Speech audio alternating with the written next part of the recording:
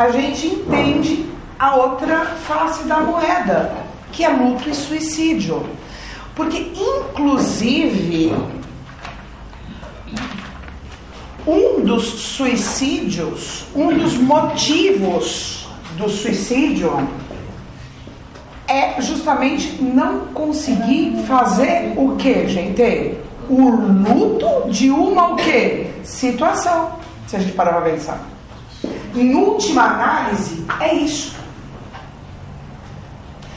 Então, a aula de hoje começa como sempre começou e como tem que começar. Assim, ó. Aquela coisa que eu nunca fiz pra vocês, que eu nunca vi na vida. Né? Viu, Flávio? Sabe aquilo que você não sabe o que é? Sei. Então é isso. Um aparelho. Tá torto. Mentira, Flávio. Sabe, eu vou. É o super-ego. Sabe que é propaganda enganosa da cadeia, né? Você tá sabendo, né? Não tá bom. Desconfio dele desde o começo. Eu Você é também. muito mentiroso, viu, Flávio? Quero ver você falar semana que vem do meu cabelo. Tadinho. Vai ter uma surpresa. Às vezes a Pois é. Isso é fantástico, né, Flávio? Com que olhos você enxerga hoje, né? que eu não trouxe no orelhão. Justo com o orelhão, que é a sua diferença maior. Muito bem. Então, tá aqui, ó. O que mais? Incesto. Incesto. Qual outro? Homossexualidade. Hétero, homo, hétero, conforme o freguês. Porque o Taninho O espelhado. que mais? Poligamia. Ai, que delícia. Só você. Ó, quem mais? Sardinha. Eu acho que é por causa da câmera, porque tá no meu. Não, né, Tiago? Tiago, fica quietinho, ó. Gente, ó, tá filmando. O que mais? Amor. Ó, você viu? É a agressividade, violência, inveja.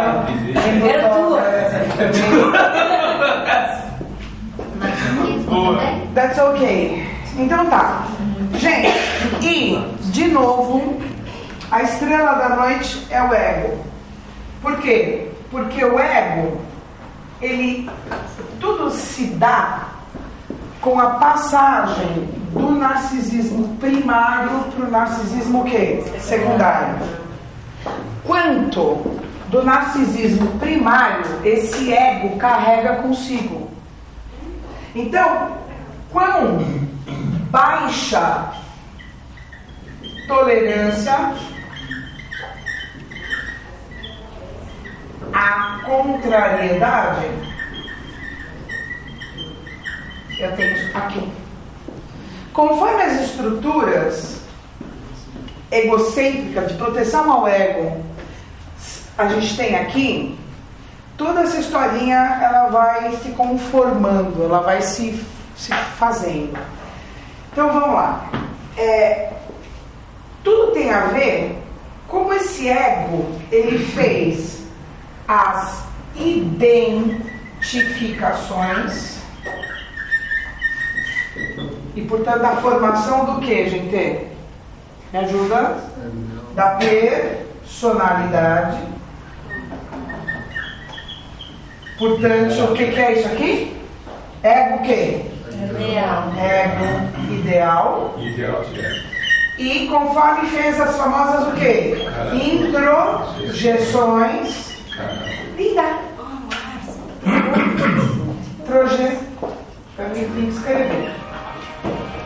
Introjeções, que é o que, gente? Caráter. Que é o que, gente? O ideal do que? Gênero. Isso aqui é importante. Isso é desde o começo, hein? Meu filho, não sei fazer diferente, não. Pra mim, eu sei pensar. E hoje que eu fiz, hoje pensei. Fiquei pensando nisso aqui à tarde. Como é que eu chegaria de novo nisso? Né? Então tá. Então, conforme a natureza deste ego, a gente vai ter a instância máxima, né, de representação das defesas, que é quem a gente tem? Superego, que é a censura. Conforme a natureza disso, conforme se formou este ego, a gente vai ter a natureza do quê? Do superego. Tá certo? Pronto, começou a bagunça. Porque agora, vamos dizer que... Então vamos começar pelo luto. Porque o luto é a base do suicídio. Ou melhor, o não trabalho do quê? De luto. Porque eu posso falar direto do suicídio pela mania. Na mania, que a gente já sabe muito bem o que é, num transtorno o quê, gente? Num transtorno o quê? Bipolar. Numa neurose o quê? Maníaco-depressiva. Posso falar disso. Então, nesse caso, na mania, pode perfeitamente haver um suicídio. Ok, tá feito o negócio. Tudo bem, então você tem um suicídio por conta da mania. É bem específico. Então, nesse caso é isso. Mas também tem o suicídio por estar em depressão. Então, eu só quis destacar esse, tá. porque esse aqui é assim, tá? Eu vou pular daqui, Deus vai me salvar, né? Porque sim, eu encontrei Jesus Não, o que você falou no que extra, é o herói, né? tá? Então, Sim. beleza, não tem o que fazer, né? Se não segurar, o cara vai se matar e pronto, adeus. Não tem conversa, não. Mas ele não está se matando, na verdade. Não, ele está protegido. Na verdade, ele está conforme. Porque tá naquele momento, se a gente parar para pensar, ele está num momento de tranquilidade com o superego. O superego dele está apaziguado na mania. Na depressão, não. Está arrebentando. Mas na mania, o superego, a censura está apaziguada. Se está apaziguada, ele pode tudo.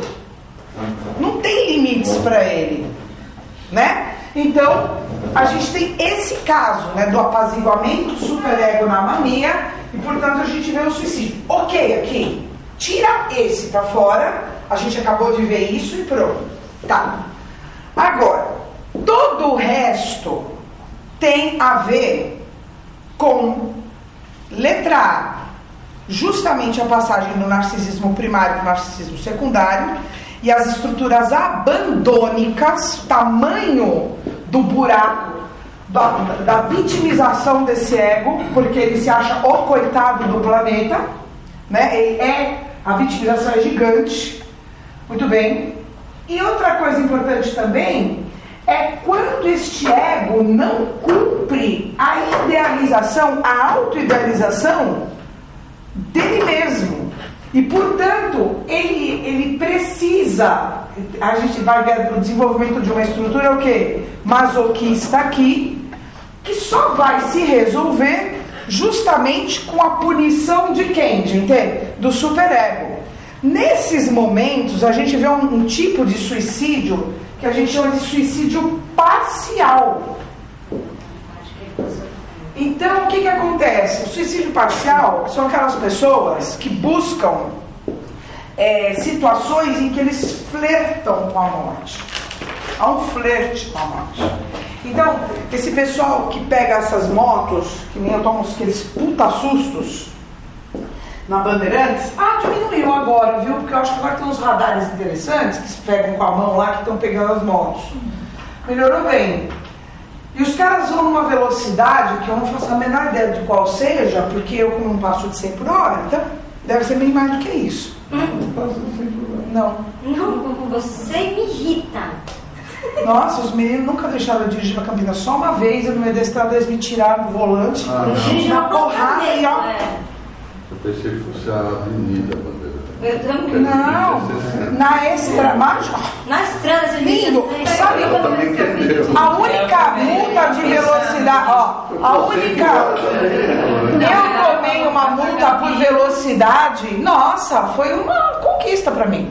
Porque o limite ali que eu tava segundo ali a placa, que eu não sei qual que era 40, numa rua estava 43. Isso você sabia que era 40, ou 46, sei lá. Aqueles jogos. Aqueles jogos que eram feitos na guerra do Vietnã e do pessoal ficar. Roleta russa. O que é? Roleta russa. Roleta Mas ali acho que não é fletar, não. Ali é outro tipo de. Então, veja, se você faz.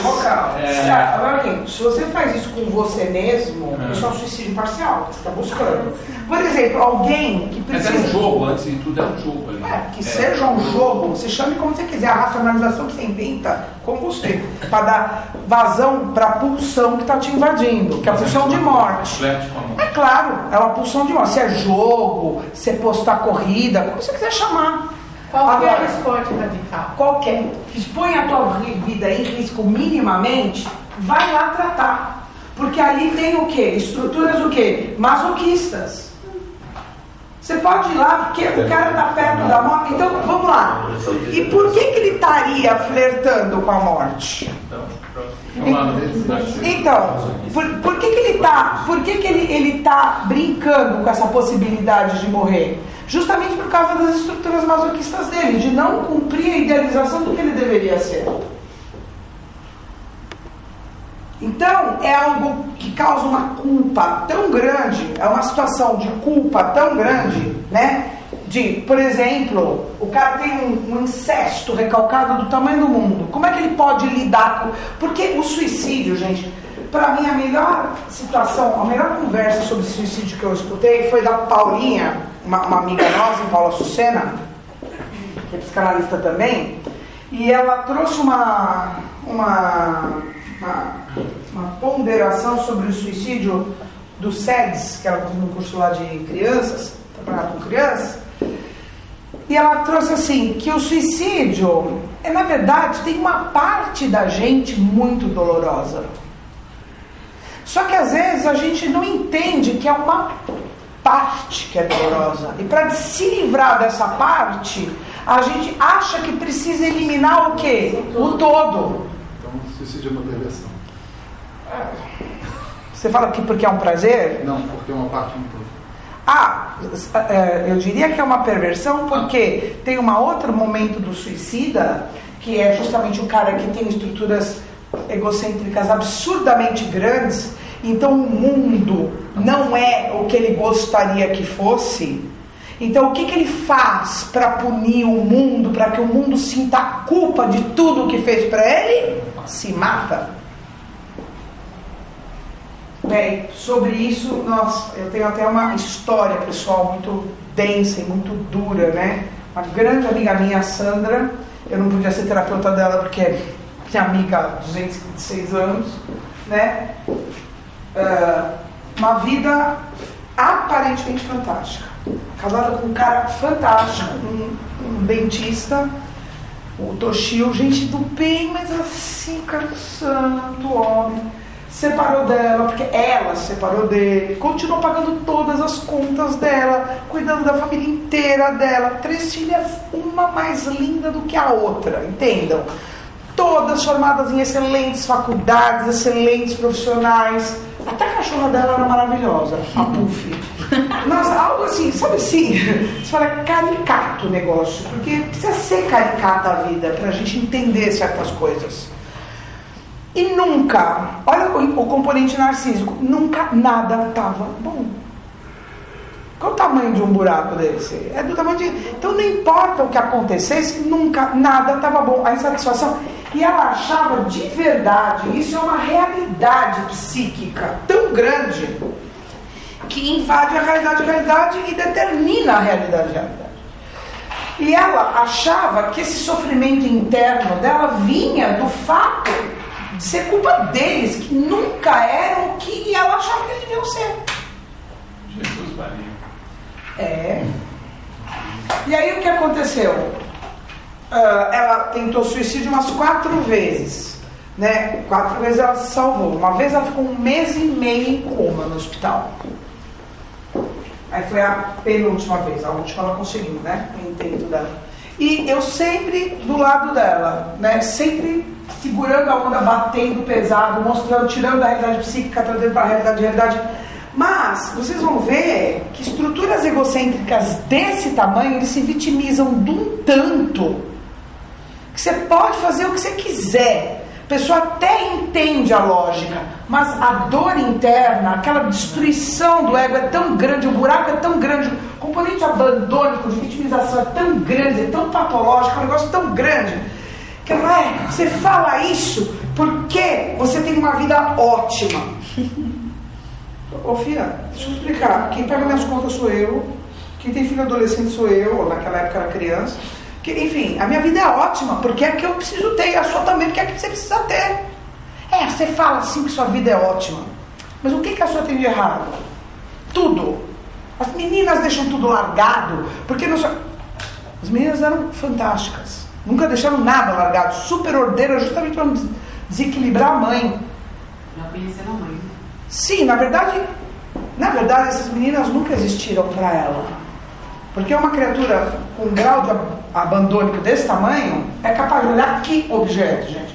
Lembra, a normalidade é proporcional à capacidade que o indivíduo tem de investir a libido no objeto. Qual é a capacidade que uma criatura dessas tem de investir a libido no objeto? Chega nada. Nada, nenhuma, ou muito perto do zero. Essa questão que eu acho muito interessante para as pessoas assim, tem 1, 2, 3 vezes o suicídio, 4 vezes. Se suicidar não é uma coisa tão difícil. Se a pessoa pode ser eficiente na primeira. Me parece que essas tentativas são... Então, aposta nisso para você ver o que acontece. Alguém chegou. Porque quem ameaça não se suicida, tá? Não é isso. Eu estou te falando que essa coisa da pessoa tentar 1, 2, 3 vezes então, mas por que e não ser tenta? eficiente, Então, será que é porque no fundo há um recuo em algum não, momento? eu acho... Ou ela não escolhe direto Não, porque provavelmente...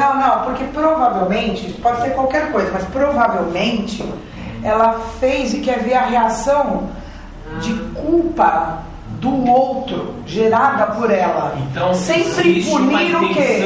O outro. Mas também ela não poderia estar em dúvida em algum momento. E outra coisa, talvez, num crescente. Esta não deu, faz outra. Essa que não conseguiu o resultado do outro se sentir suficientemente culpado, quanto é isso? Eu não sei, nunca vamos saber. Aí ela vai para as vias de fato, uma hora consegue, porque daí, a hora que morre mesmo, porque assim, ela tentou, primeiro ela cortou os pulsos, ela tomou remédio para dormir, quando ela estava bem louquinha, bem grogue, ela cortou os pulsos trancada no banheiro. Que não funciona, todo mundo sabe disso. Mas ela sangrou um monte, linda. Você é sempre bem-vinda, viu? Pode atrasar quando você quiser. Então o que aconteceu? Primeiro isso. Depois, não deu certo, porque ela foi acudida a tempo, quase morreu. Foi acudida a tempo, aí ela tomou uma overdose gigantesca dos remédios dela e ela ficou 1 mês e meio em coma. Foi a segunda tentativa. A terceira tentativa ela conseguiu. Ela pulou do 14º andar da casa do prédio dela. Aí deu certo. Então, por quê? Mas no caso dela, vou falar do caso dela. Nas 2 primeiras vezes, quando ela saiu do coma, a primeira coisa que ela falou, que eu entrei no quarto do hospital, ela falou, ninguém ligou para o que aconteceu. Eu pensei comigo, a próxima ela consegue, porque aí não deu o efeito que ela precisou. E fala, né? Tá bom. Aí eu viajei, da segunda tentativa para a terceira, acho que foi 1 ano e meio mais ou menos, degenerando pra caramba. E aí quando eu viajei para Itália, ela se matou e deixou escrito na carta. E para a Selma não tentar me impedir, eu esperei ela viajar para não me atormentar. Não, por isso não, né? Porque o fato dela ter morrido não significa nada para mim, porque eu continuei atormentando a vida dela do mesmo jeito, né? Então, continuei um trabalho de individuação e continuo até hoje com ela. Então, moral da história, onde ela estiver, ela sabe que o meu melhor pensamento é para a evolução dela, sempre será. Moral da história. Então a gente vê esse componente do suicídio que tem a ver. Então, agora se a gente parar para pensar, vamos pensar na base disso. Então tá, a gente falou do suicídio parcial, que tem a história do elemento o quê, gente? Masoquista, né? De não cumprir a idealização daquilo que deveria ser. Então, por exemplo, você tem um conflito psíquico aqui gigante. O id sobreinveste sobre uma das tendências grandes aqui, que se choca com o quê, gente? Com o superego, com o ideal de ego do cabra e com o superego. O que acontece? Então, a pessoa que tem um ego idealizado, um ego frágil, que acha que não cumpre a idealização do que deveria ser, porque essa pessoa, segundo a sua idealização, não deveria nem sentir isso, esse desejo. Então, o que acontece? Isso vai sobreinvestindo, isso está cada vez mais forte. Então, como é que ele faz para apaziguar esse ego masoquista, gente? Ele pune. Uma dessas maneiras é o quê? O suicídio o quê? Parcial, é flertar com a morte. Então tem essa hipótese. E tem essa outra hipótese que eu contei para vocês. Então, a primeira a gente falou da mania, no transtorno bipolar. Essa outra hipótese que é a história, né, do ego masoquista. E a terceira hipótese, que é a mais frequente, tem a ver com as estruturas o quê? Egocêntricas. Com a baixa tolerância à contrariedade deste ego, com as estruturas abandônicas. Você é a vítima do planeta, do universo. Então, tudo incomoda. Tudo é o coitado, é a vítima do mundo. Então eu pergunto para vocês, por que esse ego é uma vítima de tudo? Agora a gente vai para o processo de luto. Então tá, a vida. Como é a vida? A vida é o que ela é. Ponto. X. E não o que necessariamente eu gostaria o quê? Que ela fosse. Então, o que acontece quando as defesas são normais, não são patológicas? Então eu tenho um objeto funcional qualquer aqui, ó, para esse ego. Por exemplo, perdi meu emprego. Se eu perdi o emprego, eu tenho várias maneiras de lidar com esse assunto. A primeira maneira é dizer assim: o universo é movimento. Eu preciso crescer. A vida está me dando uma chance de me rever. Rever as minhas estruturas. Por que eu perdi esse emprego? Porque eu era arrogante, porque eu era prepotente, porque eu tinha estruturas masoquistas e eu arrumei essa encrenca toda para ser mandado embora. Então, porque eu não me encaixava lá e por uma escolha por apoio e narcísica eu queria continuar lá para ter segurança, mas não era onde estava o meu talento que tinha que estar. Então eu aceito o movimento da vida que está me tirando daí para eu ir para algum outro lugar, onde, não sei, vou ter que me ouvir, vou ter que me conhecer, para eu saber para onde eu tenho que ir. Eu estou tendo, em relação ao objeto, uma viscosidade de libido ou uma plasticidade de libido? Plasticidade de libido. Eu estou entendendo, eu estou negociando comigo mesmo, com as minhas necessidades de ter o quê? Segurança e reconhecimento. Estou fazendo toda uma conversa interna que não é nada fácil. E que eu vou ser obrigada a me rever, a olhar todas as minhas estruturas para entender por que eu estou naquele caminho, para qual caminho eu tenho que ir. Mas isso é uma defesa normal, não patológica. Eu elaborei e perlaborei. Fui perlaborando. E cheguei à brilhante conclusão de que vou ter que diminuir o meu padrão de vida, mas eu tenho a possibilidade de trilhar um caminho que tenha mais a ver com a minha alma, com as minhas... o meu chamado, né? A minha vocação, vocalis, né? Vocação. Isso é plasticidade, não é? Né? Às vezes a gente finge que a gente é plástico para ser politicamente correto.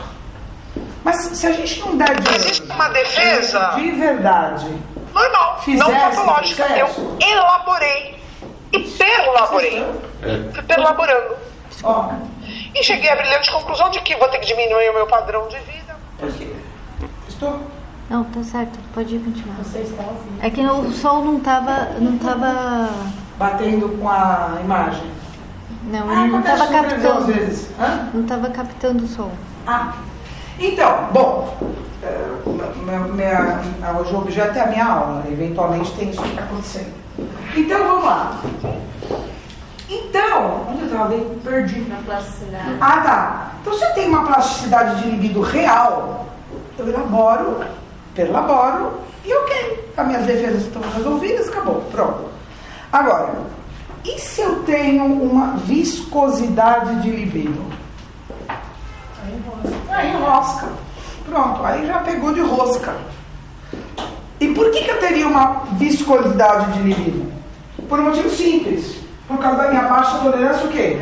Contrariedade. O que é baixa tolerância à contrariedade? É não entender que o universo é movimento. Tudo, absolutamente tudo está em movimento. A vida está em movimento. Busca segurança demais. E aí, o que eu quero? Eu não quero movimento. Eu quero ter o controle sobre tudo.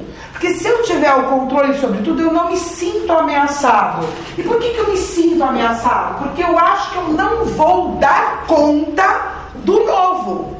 Então, no fundo, essa baixa tolerância à contrariedade tem a ver com uma autoestima baixa, que muitas vezes está recalcada, e como formação reativa, você tem o quê, gente? Uma prepotência, uma arrogância. Então, o que você não quer é mudança. Por que você não quer mudança? Porque, no fundo, você acha que você não vai dar conta do que vem de novo. Você não confia no seu taco. Por que você não confia no seu taco? Você tem toda uma história psíquica. Que você faz questão, como diz o Zé, de manter, porque eu tenho um problema, e ai de quem eu resolva, filósofo Zé. Então, o que acontece? O que eu quero é o não movimento, eu não tolero o movimento, isso é o quê? Então eu me prendo ao objeto. E o que pode ser o objeto? Qualquer coisa. Então é um emprego que eu perdi, que eu fui demitida, e eu não aceito a situação de que eu fui demitida. É uma morte, um casamento, o fim de um casamento, o fim de um namoro, ou então alguém por quem eu me apaixonei e que não está apaixonado por mim. E aí é o fim do mundo, porque daí aquele objeto passa a ser idealizado, aquilo que seria excelente para mim. Então, eu estou vendo que é uma viscosidade do quê? De libido com o objeto. Então, se eu parar para pensar, como é que a gente trata luto? Aumentando o quê? A tolerância o quê? A contrariedade para aumentar a plasticidade do quê? De libido.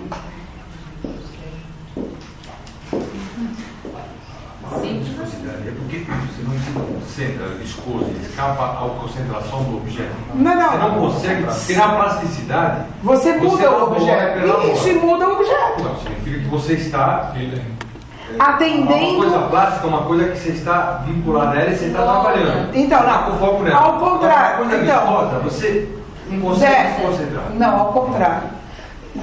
A plasticidade, você é capaz de mudar o objeto. Você joga, você investe. Não, Zé. Você investe a tua libido num outro objeto. Você tira desse objeto que você não tem mais e joga em outro. Não, porque é plástico e porque é viscoso.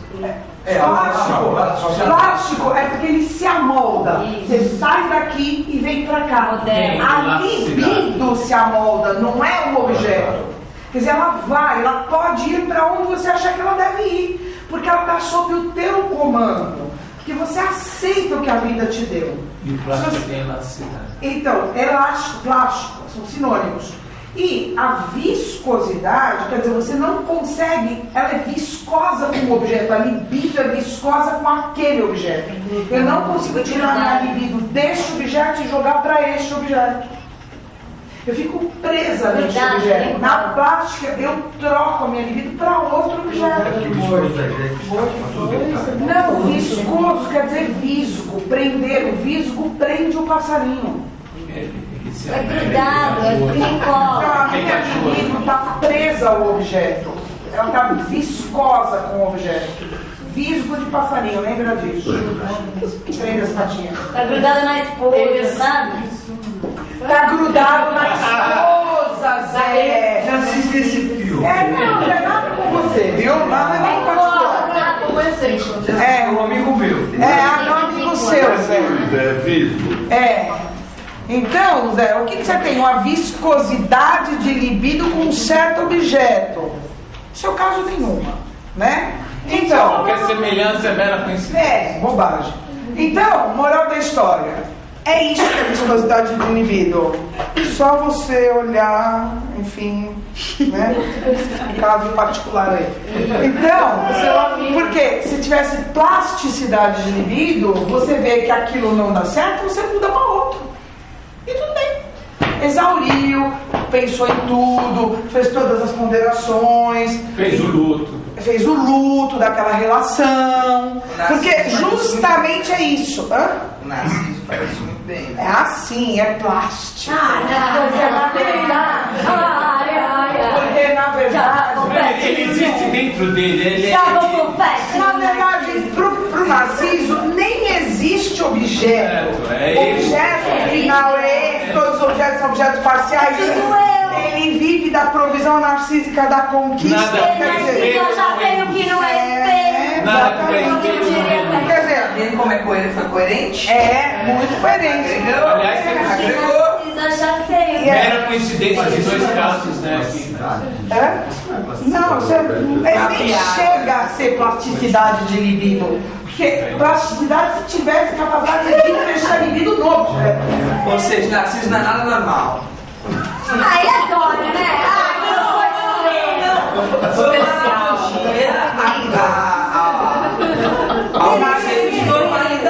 O Narciso é um humano que é candidato a ficar doente mais que os outros. É isso. Porque justamente Embora seja ele não bonitinho. Então, por quê? Porque o Narciso não é capaz, a normalidade é proporcional à capacidade que o indivíduo tem de investir no objeto.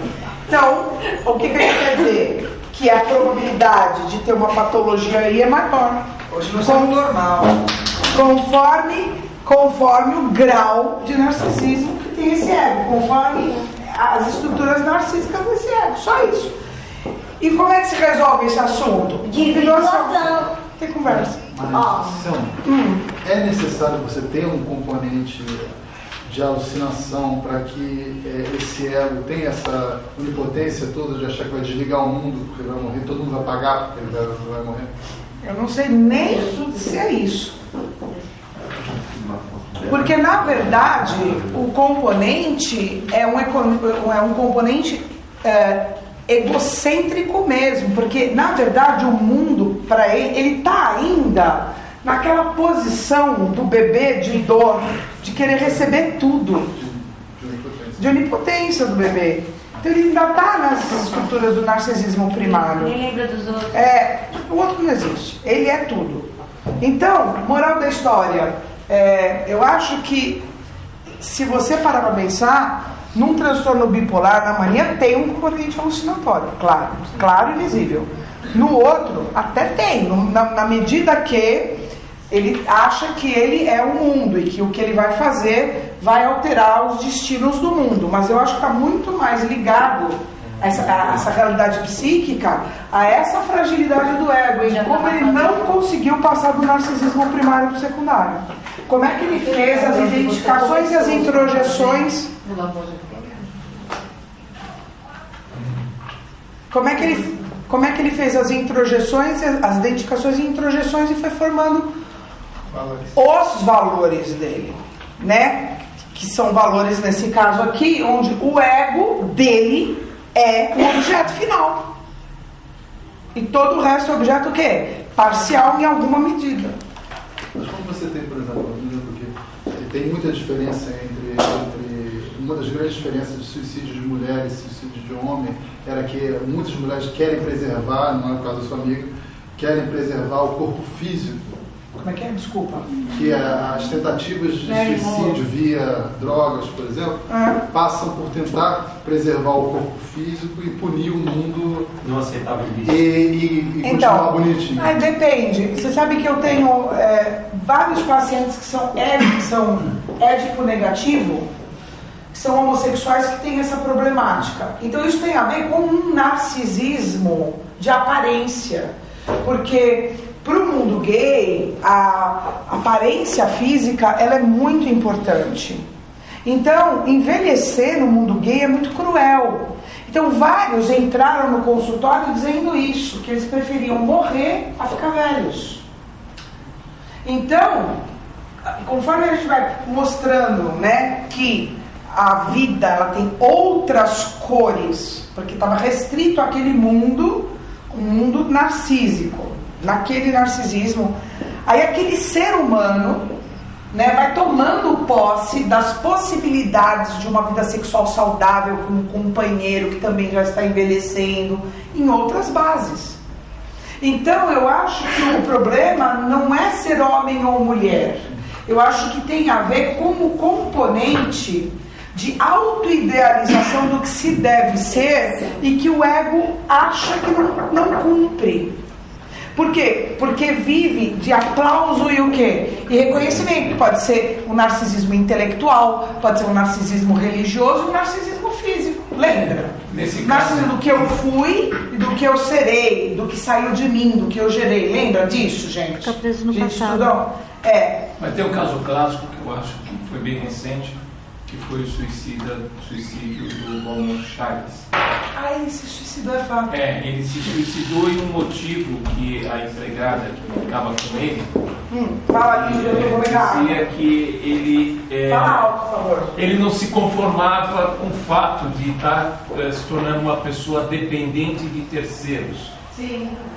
E aí ele optou por dar tiro para acabar com essa dependência que a velhice impunha a ele, né? Quer dizer, que seria perda de capacidade de resolver as suas questões mínimas da vida sozinha.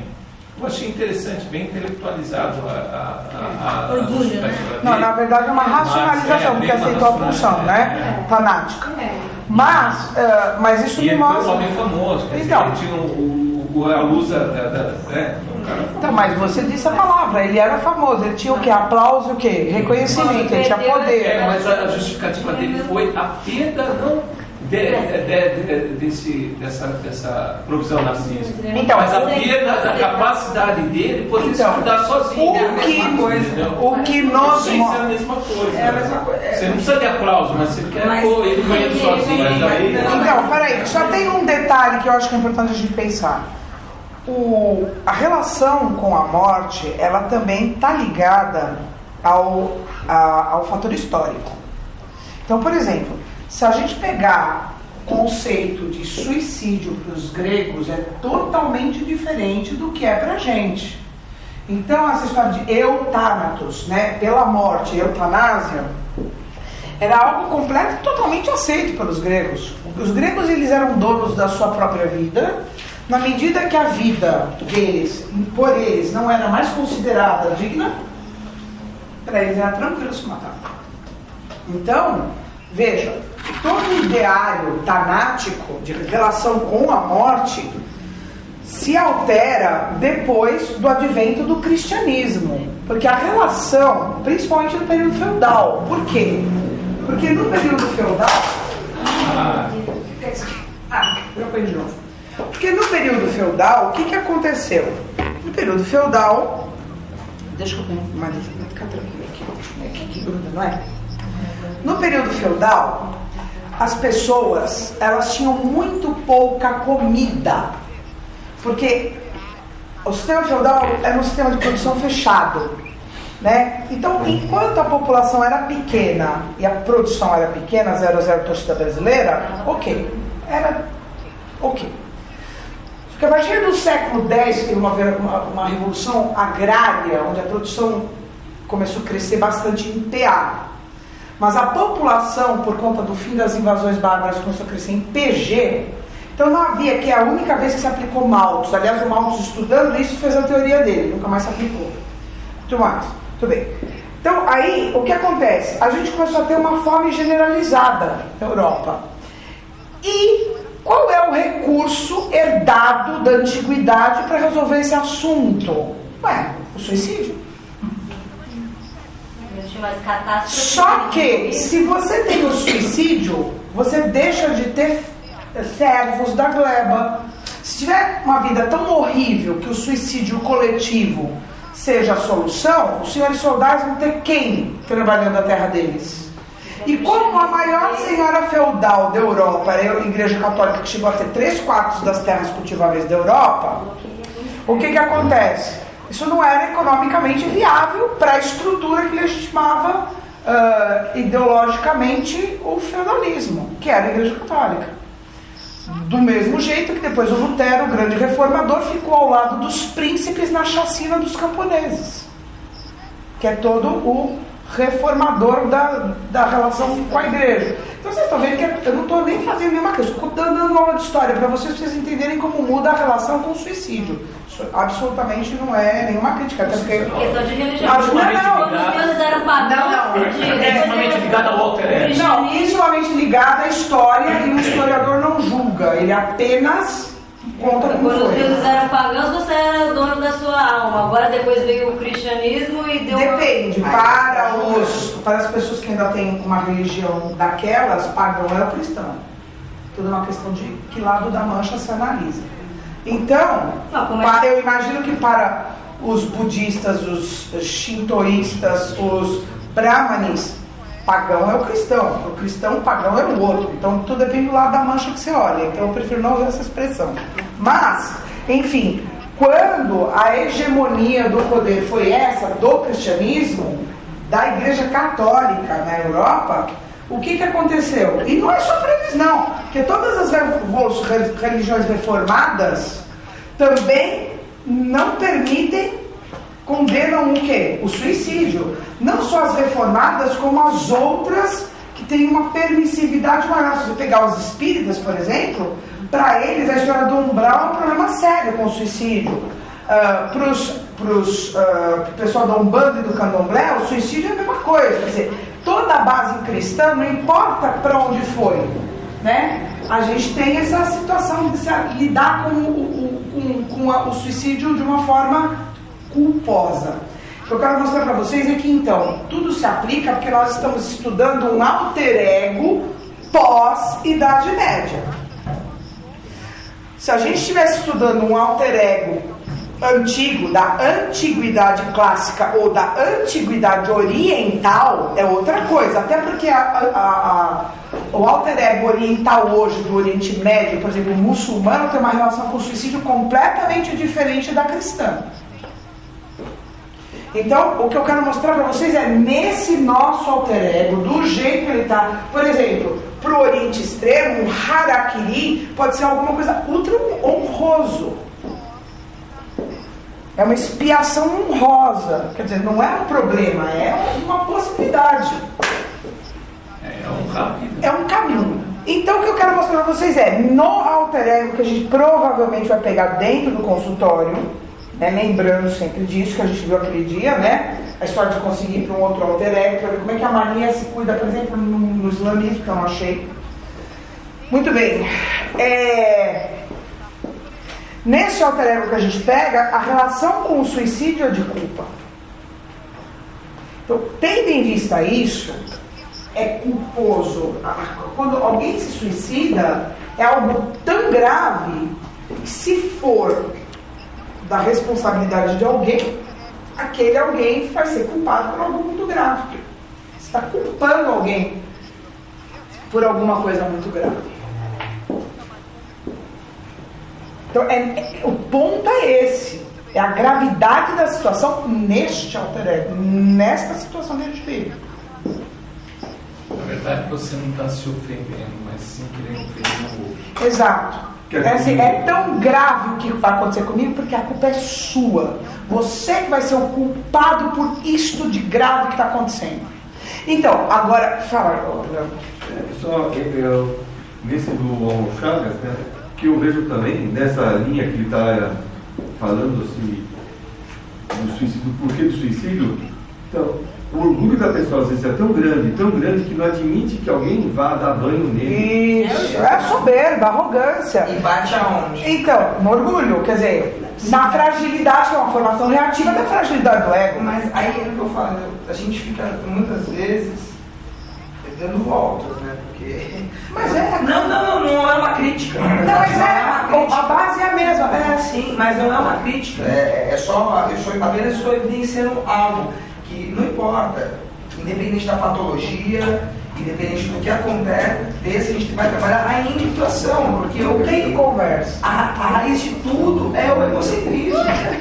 As pessoas são muito inocentes. Ok, a pessoa tinha um puta status, tinha uma puta condição pra ela, é muito ofensivo alguém dar banho nela. Ótimo, mas por que é muito ofensivo? Porque ele acreditava que a vida deveria ser exatamente da maneira que ele pensou que deveria ser. Isso. Então, você vê que desde a primeira aula que eu entrei aqui, o que eu disse para vocês?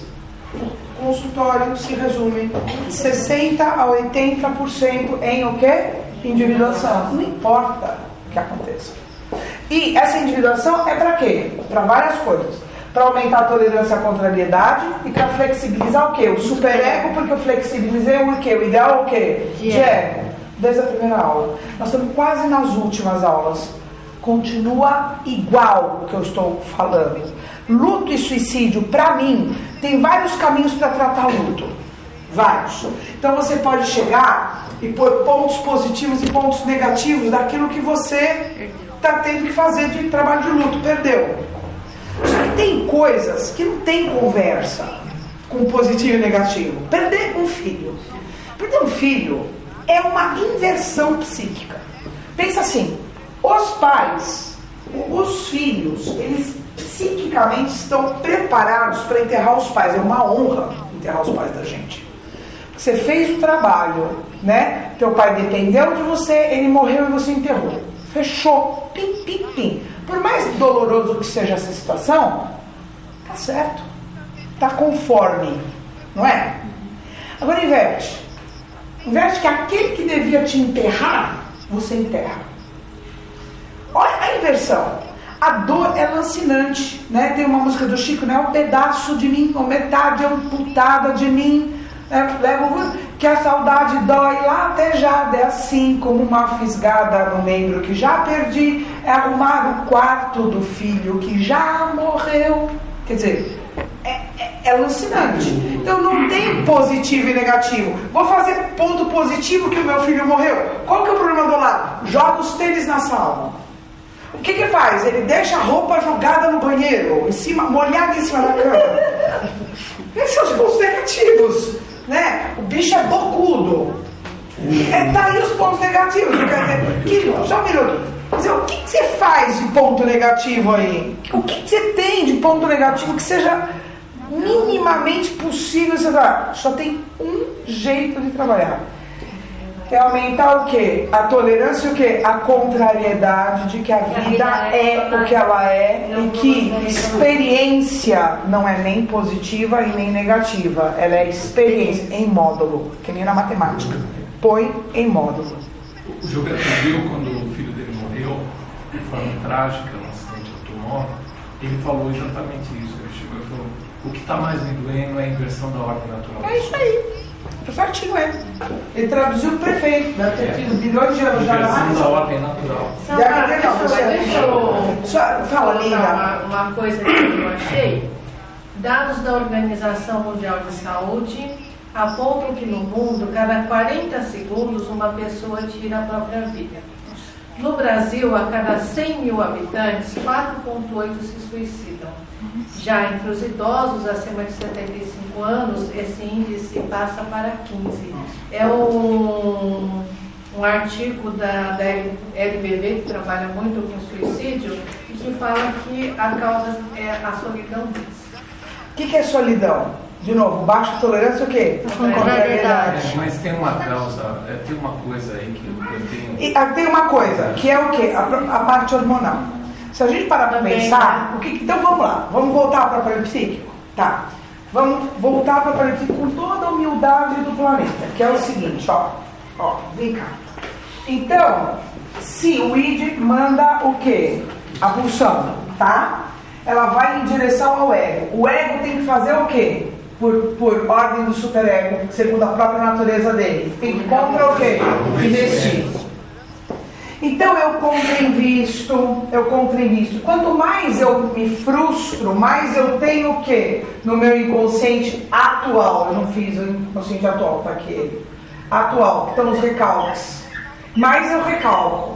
Mais eu preciso de força do que para manter aqui dentro? De contra o quê? Investimento. Mais eu preciso de força contra investimento. Tá. Chega uma hora que, por hormônio, na velhice, por exemplo, essa força de contra-investimento, ela diminui. Porque como tudo, o sistema endócrino começa a entrar em crise. Então o que começa a passar? Começa as tendências a invadir, quer dizer, o representante psíquico. Começa a dar sintoma e tudo mais. E o que acontece? Como se a pessoa, durante a vida dela, ela não criou um mundo interno, ela não flexibilizou a censura dela. Ao contrário, com a velhice tende a se cristalizar. E diminuir a força de contra-investimento. Então, por conta hormonal, que eu falei, por força de hormonal, você não tem mais como contra-investir suficientemente, você é invadido, o que acontece? Qual é a chance de você aceitar essa vida, desse mundo interno que você nunca conseguiu dar conta dele? Muito pequena, por isso que o suicídio na velhice é muito frequente. E o fato de você lidar com a degeneração daquilo que é precioso para... Linda, casa é tua, lindeza. Linda. Você lidar com aquilo que a sociedade dá tanto valor, que é a beleza física.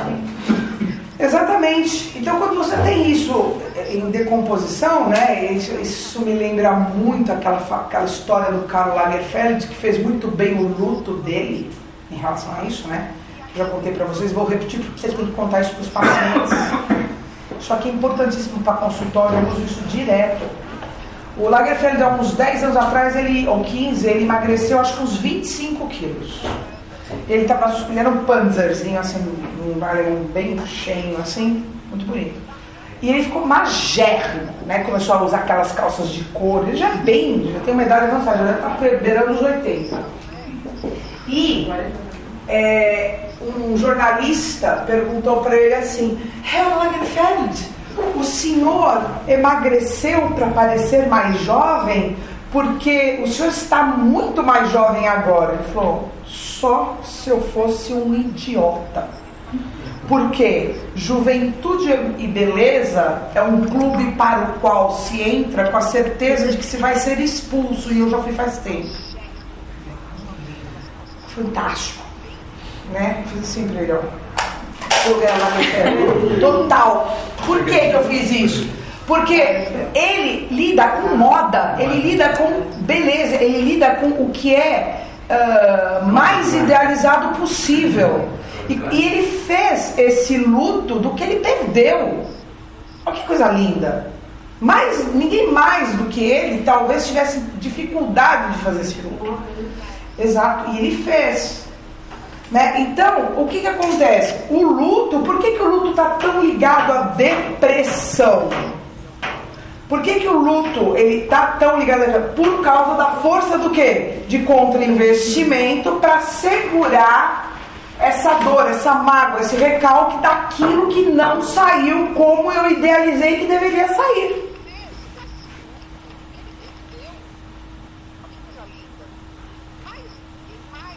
E se isso for ao extremo, se eu não der conta de fazer mesmo esse luto dessa contrariedade, o que eu posso fazer para resolver essa dor ou para mostrar para o outro quanto ele é culpado por me impingir essa dor? Eu posso o quê? Suicidar. Mas eu não abro a mão que muitos suicidas fazem também porque perderam o sentido da utilidade. Então, o que é perder o sentido da utilidade? É você... Desculpa, desculpa. Repete. O sentido da utilidade, porque hoje nós vemos uma sociedade que você... Que a pessoa se suicida porque perdeu o sentido de utilidade. Porque você é útil, você deixa de ser útil. De novo, mas isso, lindo, é a então, mas peraí, isso é vitimização. Não é total. Por quê? Isso não chega. Você tem a pessoa. Existe um fato real, muitas vezes é inútil. Não, inútil na opinião de quem? Na opinião dos outros. Então, vamos lá. Dos outros, é isso que eu quero dizer. Então, mas em opinião dos outros. Então, peraí, só um minuto. Mas por que. Agora, por que é dos outros? E por que eu dependo da opinião dos outros e do aplauso e reconhecimento para me matar ou não me matar? Mais do que isso, você é inútil porque você não faz aquilo que você julgava útil. Que deveria fazer. Logo. Duas coisas. Então, você é inútil por quê? Vamos lá. Porque você não é mais aquilo que você achava que deveria ser, você perdeu sua juventude e a sua utilidade, na sua opinião. Numa sociedade você tem que ser provedor. Duas lá. Então, só que você não sabe mudar de papel por causa da arrogância e prepotência, que todos nós temos que aprender a mudar de papel. É experiência mudar de papel. Mas eu não quero ter essa experiência. Por quê? Porque comigo não. De depender de alguém. De depender de alguém.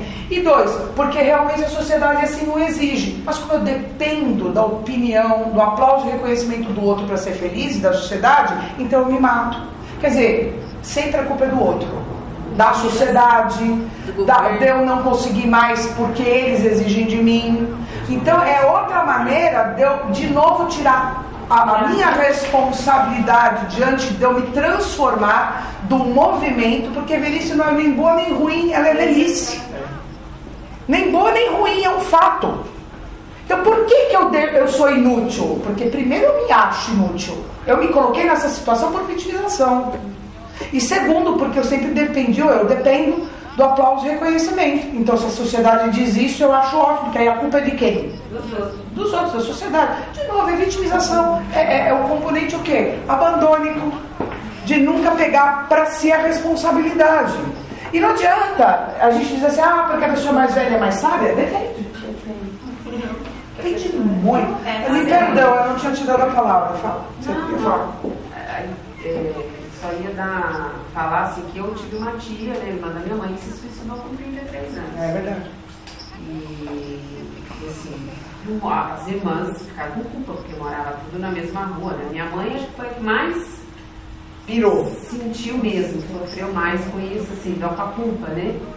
Porque minha mãe já tinha levado ela num psiquiatra, que ela já tinha lido e gostava, e o próprio psiquiatra falou que assim, em nenhum momento ela tocou no assunto de suicídio. Em nenhuma sessão. E porque ele falou que se ela tivesse, ia medicar, ia internar, sei lá, pedir alguma coisa, né? Então aí hoje, né, assim, olhando para isso, é isso mesmo. Minha mãe, cara, depois também fez terapia, porque carrega a culpa até hoje, né?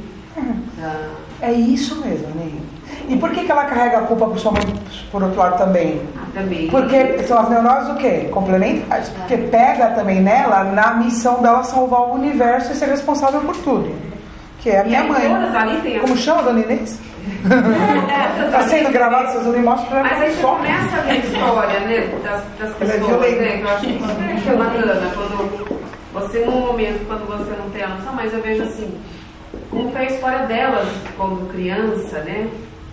E aí você vai ligando as coisas mesmo, né? Sabe, é interessante, né? Essa história sobre a infância. Tudo tá aí. A gente tem a história psíquica de um ser determinando, e daí ou ele consegue elaborar, tomar isso como algo a favor dele, ou ele fica se martirizando, que é um ganho, que é um ganho o quê? Primário, de ficar na vitimização por resto da vida. E é o que ele consegue ou não. Né? Por isso que eu falo muito para vocês isso. Quando nós estamos no consultório, a gente tem que acolher a dor do outro, porque ela é real. Você tem que, no entanto, ser duro o suficiente para tirá-lo daquela situação de vitimização que ele não enxerga. Porque para ele é o padrão normal. Isso para um paciente comum. Para um de vocês aqui, eu não tenho a menor piedade, vocês sabem disso. né? Para vocês que estão fora do meu joguinho de piedade, porque sinto muito. Soldado bate no quartel, quer saber isso? Como se tivesse né? piedade de alguém. Como se tivesse, verdade. Você, Patrícia, falou dessa coisa do aprendizado, tem gente que não está aprendendo. Não, ela tem, ela deve subir de Não, o Elliot é um ser superior, eu tô falando dos seres normais. Na antroposofia também se fala num caminho de autoeducação. E também fala que você tem esse caminho, mas tem gente que não vai nesse caminho. E até os 60, na antroposofia fala isso, não sei se é 63 ou 65 anos. No 7, é 63. Você consegue ainda só para se aprender, depois disso não mais. Né? É mais complexo. Eu já contei para vocês o caso daquela senhora francesa, médica, lá do campo de concentração, contei da resistência francesa. Ela se transformou muito até o minuto da morte dela. Mas eu concordo que é muito mais difícil. Né? Porque aí a gente tem que lidar com estruturas muito arraigadas, com ramens muito arraigados. Né? É mais difícil, porque se é esse caminho de autoeducação, se você realmente não se olha, não vai atrás, você não vai. Mas tudo é mais sofrido, porque tudo aquilo que você carregou e acreditou como verdade nesses anos todos, é mais difícil de você. Eu fiquei pensando, você está falando aí, e eu falo, a gente vê, né, como tudo realmente tem a ver com a história psíquica, o que a gente faz, o que a gente não faz com a nossa história. Quanto a gente... Por isso que eu gosto muito, quando eu trabalho em hipnose, né, de a gente trocar a sensação. Trocar a sensação de fracasso pela possibilidade de eu ser quem eu sou e de eu ter resistido a tudo isso. A sensação de dor, por exemplo, de abandono, a eu ter sobrevivido a isso, então isso vira coragem. Isso vira um elemento de composição meu. Porque ou eu me olho como vítima, ou eu me olho como um sobrevivente e eu incorporo aquela experiência. Gosto muito de fazer hipnose, né? Por quê? Porque quando você faz isso, você está mudando o vetor. A força é a mesma, mas você está mudando a direção, né?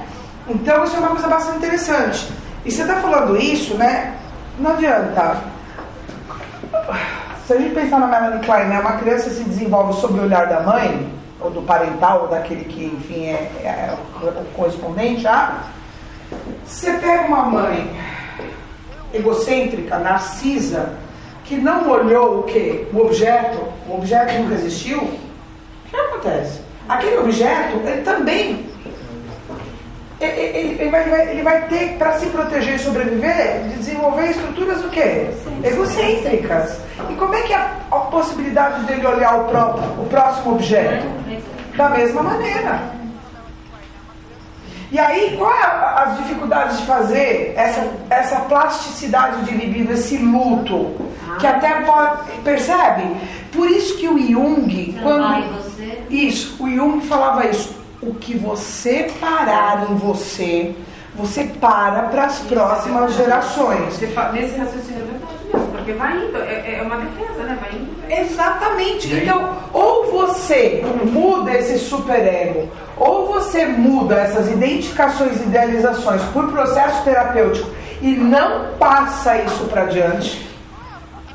Breca em você, porque você reverte isso aqui. Você para de ser vítima. Você para de usar isso como uma desculpa para fazer mimimi, a culpa ser do mundo e não fazer luto, não conseguir fazer o processo de luto, porque você é o pobre coitado que é a vítima do universo, a culpa é sempre de tudo que está fora, do governo, da sociedade, do mundo, né? Isso é automático. Você não breca isso aqui, você passa para frente, você também não continua não enxergando o objeto. Quando a gente faz esse serviço que nós estamos fazendo aqui, com nós mesmos e com os nossos pacientes, por isso que eu falei para vocês que a maior subversão da minha vida era dar aula de psicanálise. Era aqui que eu estaria mudando. Vamos lá, vamos dizer que cada um de vocês, de cada vez, atenda 10 pacientes, o que não é nada, mas 10 pacientes.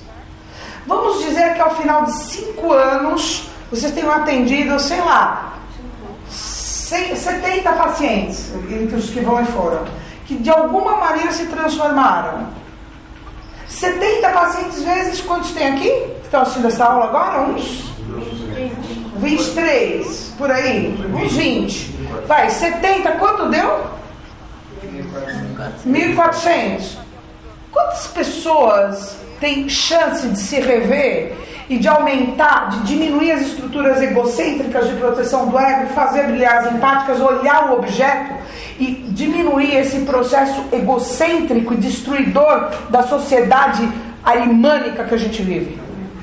Esses 1.400 eles têm ramos, cada um. Não, eu estou falando só dessa sala. Fora de cada um, né? direto. Fora agora, direto. Cada um. Vai fazer cada um. Isso. E como a gente muda os outros na medida que a gente se transforma e a gente é o sal da terra, né? Por quê? Porque a gente se transformou, o outro vê que há um caminho porque viu a tua transformação e vai atrás de se transformar para mim. Também, quanto que isso é exponencial? Para poder efetivamente ter essa plasticidade de libido, essa capacidade de fazer um luto, essa capacidade de eventualmente não precisar tirar a vida. Por quê? Primeiro porque aceitou as suas próprias tendências. Não precisa mais das estruturas o quê? Masoquistas do ego para se punir. É um ego que passa a ser mais forte, um superego muito mais educador do que tirano. E não se mata de verdade, por quê? Porque não precisa punir o outro, porque toma para si a responsabilidade da sua própria vida. Não é a sociedade que cobra ou não cobra, sou eu que, como diz o Jung, os deuses nos perpassam. Mas como eu ajo ou reajo diante disso, é a responsabilidade minha. Essa sociedade é como ela é. Agora, como eu ajo ou reajo diante disso, a responsabilidade é minha, sempre vai ser. Quando eu toco isso para mim, porque o meu ego é forte o suficiente para saber que eu tenho plasticidade de libido, que eu posso investir a minha libido no objeto que for necessário para o meu crescimento, porque eu não preciso de segurança, porque eu sei que eu sou capaz de dar conta do que vier, eu não preciso idealizar o que deve ser a minha vida, eu posso aceitar como ela é, não como eu gostaria que ela fosse.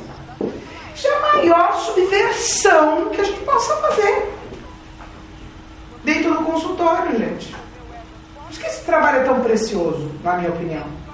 Porque imagina o que a gente vai fazer. Quando, por exemplo, hoje, me ligou uma pessoa e falou assim pra mim: porque o meu filho está internado, ele foi para a clínica por causa de drogas, mas agora ele quer sair e eu não posso ir lá sozinha, eu preciso de alguém forte para ir junto comigo, porque eu não vou dar conta de resolver, de não ser enrolada pelo meu filho. Eu falei: peraí, para. Deixa eu ver se eu entendi. Vamos entender. O que está em jogo aqui? É a saúde psíquica do seu filho ou o seu mal-estar de ter que lidar com isso? O que é mais importante? O seu mal-estar de lidar com isso ou a saúde psíquica do seu filho? Ai, a saúde psíquica do meu filho. Então por que cargas d'água você está olhando para o seu mal-estar e não para a saúde psíquica dele? Cadê a sua possibilidade de olhar o objeto e não olhar para você mesma como objeto final? Eu não tinha pensado nisso. Então tá bom, começa a pensar agora. Mais alguma dúvida? Não, eu vou.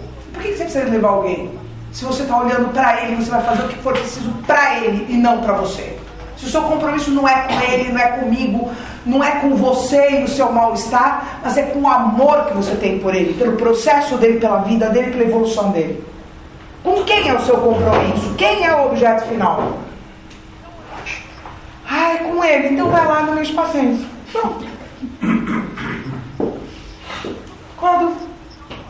Então, quando a gente é capaz de tirar uma criatura olhando patologicamente para si mesmo e ficando doente, fazendo conversões, a gente precisa saber que lua que está hoje.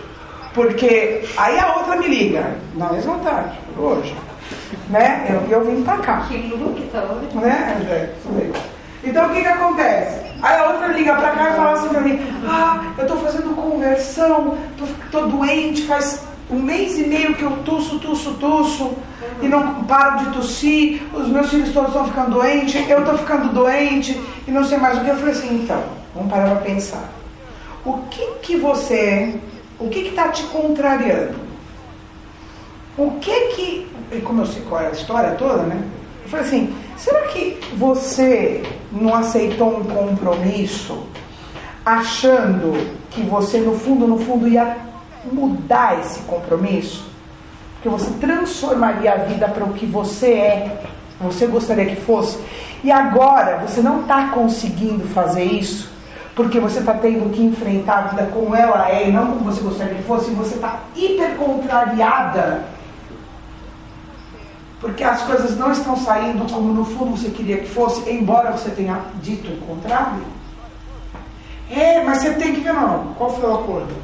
O acordo foi esse. E por que agora você está querendo roer a corda? Porque no fundo você nunca olhou o objeto e fez o acordo. Você fez o acordo para conseguir o que você queria. Agora que você conseguiu, você quer mudar o acordo. Então ela não conseguiu fazer o luto, ela não está conseguindo fazer o luto do fato dela não ter conseguido transformar alguma coisa que ela disse que não ia transformar. Não está aceitando a vida como ela é. Porque ela achou que ela iria o quê? Mudar no fundo. Porque ela nunca enxergou o outro e o acordo que ela fez com o outro. E de onde vem essa conversão da tristeza, da gigante, baixa tolerância, o quê? A contrariedade. E faz conversão. No caso dela, tem um caminho de facilitação somática, faz o corpo. Mas eu estou ficando depressivo. Eu falei, claro. Por que está ficando depressiva? Caiu de novo. Por que está ficando depressiva? O que está cada vez maior para manter a mágoa de não ter conseguido torcer as coisas? O que? O que está ficando cada vez maior, gente? O contra o quê? Investimento. Contra investimento, rouba energia do quê? Primeiro rouba energia o quê? Sexual. Por isso que o luto, não trabalho de luto, rouba energia o quê? Sexual. E depois rouba energia o quê? Vital, que é o quê? Leia-se o quê? Depressão. Aqui, ó. Por isso que o luto não fazer o luto está ligado o quê? A depressão. Agora, essa viscosidade de libido, ela pode ser tão grande, que aí tem um grau de alucinatório. Por exemplo, alguém morre, né? Aí tem toda uma clivagem, porque quem morre, invariavelmente tem pontos o quê? Positivos e negativos, por exemplo, no caso de um marido ou de alguma coisa. Então a pessoa, ela pode se sentir culpada por ter desejado a morte daquela pessoa em algum momento. E aí começa toda uma punição por conta dela, o componente alucinatório, achar que é responsável pela morte do outro porque desejou a morte do outro. Fala. Você tinha dado os pontos positivos e negativos. E você meio que retomou ele agora. Só que... Quando tem pontos positivos e negativos. Agora, por exemplo, a morte de um filho, e você tem uma viscosidade de libido. Por exemplo, você pode assumir traços da personalidade do filho. Por exemplo, o filho tinha uma determinada mania, você passa a ter também. Um tipo de respiração, você passa a ter também. Por causa da viscosidade de libido. Tem, por exemplo, você pode assumir características físicas do morto. Né? O Calabraham fala isso. A história de você ficar com os cabelos grisalhos de um dia para a noite porque o morto tinha cabelos grisalhos. A minha mãe, como meu pai, ela não tinha pressão alta. Meu pai tinha, ela faleceu e ele faleceu. Ela desenvolveu. Olha isso. Fala, Lina. Só que acontece, esse processo de pontos positivos e negativos, não falando necessariamente de um filho ou de um ente onde não seja possível encontrar pontos positivos, negativos, desculpa, você só consegue diante de um processo de individuação antes. Porque assim, eu falo porque, pegando o meu exemplo mesmo, eu me deparei com um luto onde simplesmente não existiam pontos negativos. Fala positivo, tal. Agora negativo.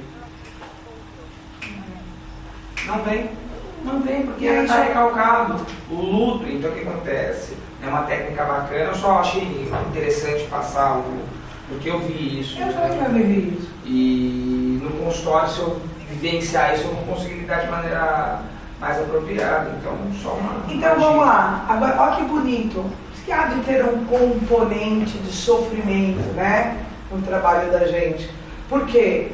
Porque um comportamento de você se identificar com o sofrimento do outro. Porque como é que você deu conta de sobreviver a essa perda, mesmo sem poder fazer os pontos negativos? Você entendeu que o mundo é movimento. Você entendeu que aquilo ali tinha um ciclo de vida e que merecia terminar, porque tudo termina ali. E que você então tem que sobreviver àquilo, porque o seu ciclo não terminou. Eu contei para vocês, um amigo de um grande amigo meu, que é advogado, e o cara era juiz. E ele era um grande defensor dos direitos humanos, falei na história, né, do filho, né, que 2 vítimas, né, e contei também qual foi a reação desse meu amigo. Ele ficou muito mal, esse meu amigo, e foi levar para o terapeuta dele, doutor Adão Donato, né, e o doutor Adão ouviu ele lá olhar, porque ele morreu, porque ele era um homem grande, fantástico, um homem de uma envergadura moral, porque vai fazer muita coisa. O doutor Adão falou para mim assim, o fulano, está com inveja. Com inveja que ele morreu. Por quê? Porque ele saiu da cadeia, acabou a pena dele. Você que ficou aqui pagando conta, para de ter inveja dele. Larga de ser invejoso. Ele acabou a situação dele de aprendizado aqui, está liberado. E você que ficou aqui bem feito, para de ser invejoso. Olha como ele deu com o outro do outro. Pior que eu. Então, larga de ser invejoso, não tem inveja dos outros, deixa o outro em paz, seguir o caminho dele sossegado, porque ele já terminou essa zona que é isso aqui, você ficou, tá com inveja, vai seguir seu caminho, vai pagar suas contas, não enche a paciência. Tudo nos seus devidos lugares, né? Quer dizer, claro, pro outro acabou, pra você, meu filho, vai pagar suas contas. Tem viúvas que ficam eternamente oferecendo o marido de uma velha. Quantos exemplos você quer? Tendo em vista a minha ascendência lusitana. Quantos? Não tiro. Você quer quantos? Quantos? Não, quantos? Porque isso é outro caso, né? Quer dizer, o que é esse luto, na verdade? É a viscosidade de libido. É você deixar a libido naquele objeto. Porque aquilo justifica o teu sofrimento, que é prazeroso. O sofrimento, ele é muito prazeroso se você tiver estruturas o quê? Masoquistas. É isso que você tem. Você se autocomissera, autopiedade. Eu perdi. Aí você fala, nossa, eu tonta. Né? A primeira vez que eu fui para o aldeia do meu pai, tem uma senhorinha lá, Beatriz, né? Sentada lá, ai, filha do Manuel, que coisa linda, eu cresci com teu pai, que eu sou mulher do Egídio. Eu não sabia, já tinha perdido as contas, faz tempo que era, né? Eu falei, e ela, ai, porque teu tio, o Egídio, que era primo do meu pai, era um homem maravilhoso, e não sei o que, e chorava. Eu achei, bom, morreu faz 2 meses. Mas Beatriz, ele morreu faz quanto tempo? Ah, vamos lá uns 30 anos. Aí eu calei. Mordeu a língua até sangrar. Não é problema seu, Selma, vai dormir. Aí ia fazer terapia eu não falei, não, impossível. Pera lá, eu fiz um acordo com Deus. Deus não faz terapia, eu não faço milagre, cada um fica na sua área. Né? Aí, beleza, moral, fui pra cima. Aí eu cheguei pra minha tia Mariquinha e falei, tia, nossa, ele deve ter sido um homem muito bom, porque 30 anos a Beatriz, bom, curtava de porrada, era um homem louco. Eu falei, então o que acontece? É uma idealização do que foi aquilo, para se manter na autopiedade naquilo de não se transformar, de não ter movimentos de transformação. Você fica com aquela situação. É uma caricatura da vila, né? A mulher. Aquilo lá é, né? Eles estão esperando, Sebastião, não fizeram o luto da morte de Dom Sebastião, que foi em 1578, Deve estar usando Dom Preto ainda, né, Celso? Estão usando. Em 1478, Dom Sebastião sumiu. A Batalha do Alcácer Quibir, eles estão esperando até hoje, é o sebastianismo. Então vocês veem que tem povos que têm uma dificuldade de fazer esse luto, porque tem uma viscosidade do quê? De libido. E isso reflete na psique mesmo, né? Você vê a natureza da música, você vê toda uma melancolia, né? O fado. A melancolia, né? Que prepassa, que dói na alma, que fica com aquele sentimento de não conseguir fazer o quê? Ter a plasticidade do quê? De libido. Né? Você vê, às vezes é necessário fazer uns fados tão bonitos, precisa ter isso, né? Senão não vai. Né? Que nem o Van Gogh, né? Tinha que ter o surso para pintar tão bonito. Exatamente, quer dizer, mas podia fazer isso acessando a alma sem sofrer desse jeito. Quer dizer, será que tem. dá? Não sei. Não dá, né? Não sei, mas que é patológico é. E não tem jeito. A minha obrigação é cuidar mesmo que eu fiquei sem um fado. Então não cuidava não. Mas os fados. Vamos fazer 5 minutos de. Olha como você puxando a sardinha, a brasa do seu sardinha. Sem paciência. Beleza, gente. Vamos fazer um cafezinho e a gente continua. Senhora, Oi. muito obrigada. Vai lá fazer café, Sheila. Ah, mas vai todo mundo ver.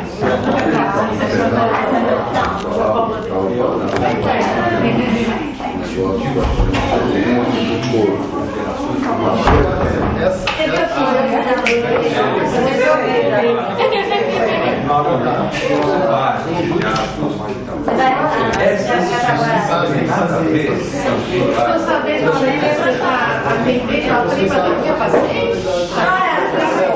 Porque se eu encarnar Você está atendendo a prima da minha paciente. Vou pôr uma cadeira ali, ó.